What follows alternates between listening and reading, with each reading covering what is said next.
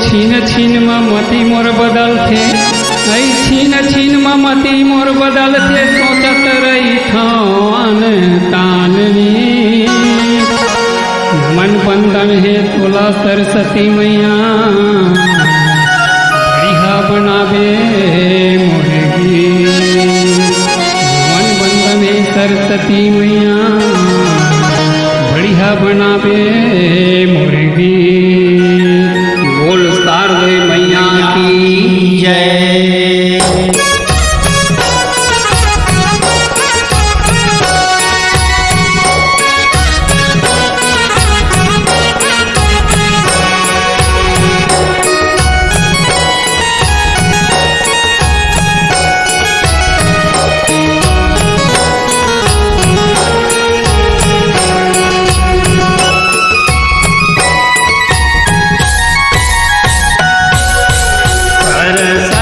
मैया बीना बजैया सुन लेना बिनती हमार। आए हवन तोरे द्वार। सरस्वती मैया बीना बजैया सुन लेना बिनती हमार। आए हवन तोरे द्वार।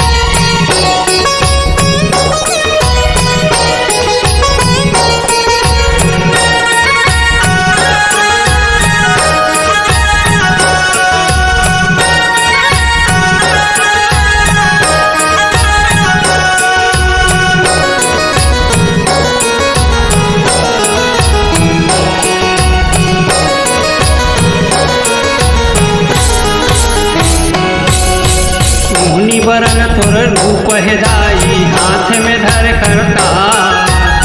धुनि वरण तोर रूप है दाई हाथ में धर करता। हाथ में धर करता लेवदाई हाथ में धर करता। हाथ में धर करता लेव मैया हाथ में धर करता।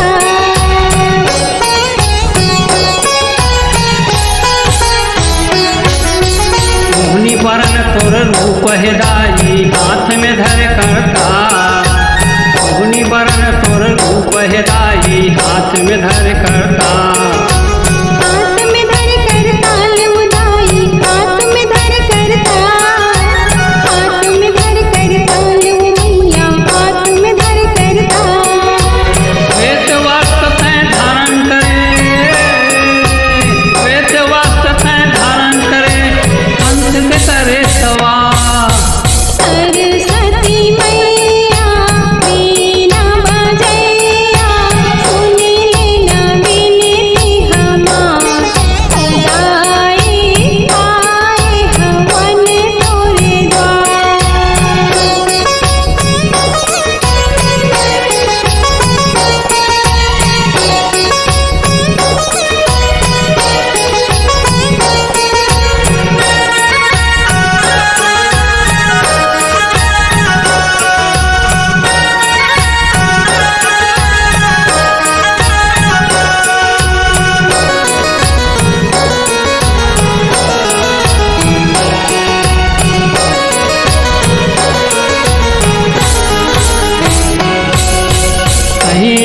वो ज्ञान देवैया ज्ञान के धरे भंडार।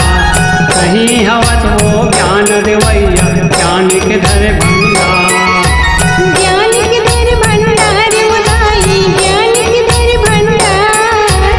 ज्ञान के धर भंडार वो मैया ज्ञान के धर भंडार।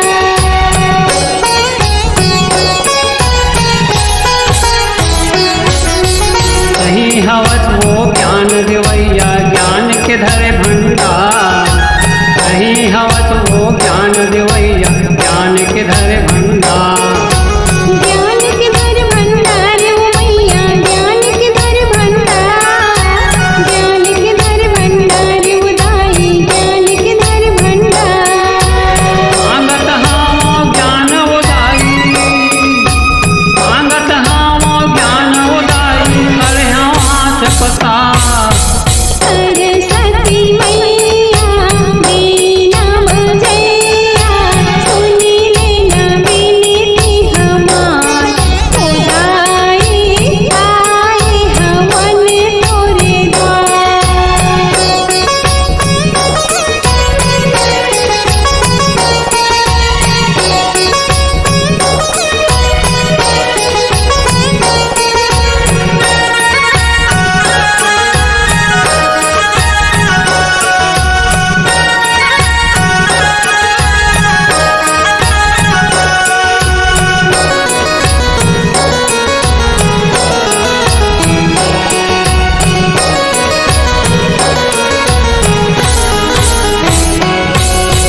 गावत हावो सेवा उदाई बचा दिलाज हमार।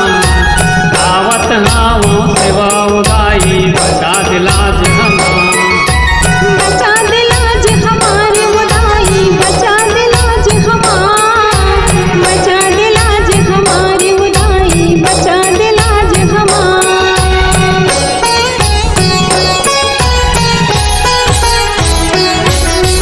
गावत हावो सेवा उदाई बचा दिलाज हमार। गावत हावो सेवा उदाई बचा दिलाज हमार। बचा दिलाज हमार उदाई बचा दिलाज हमार। बचा दिलाज हमार मैया बचा दिलाज हमार। शीश झुका के विनती करत हन। शीश झुका के विनती करत हन ज्ञान के कर दे गोछार। सरस्वती मैया बीना बजैया सुनी लेना विनती हमार।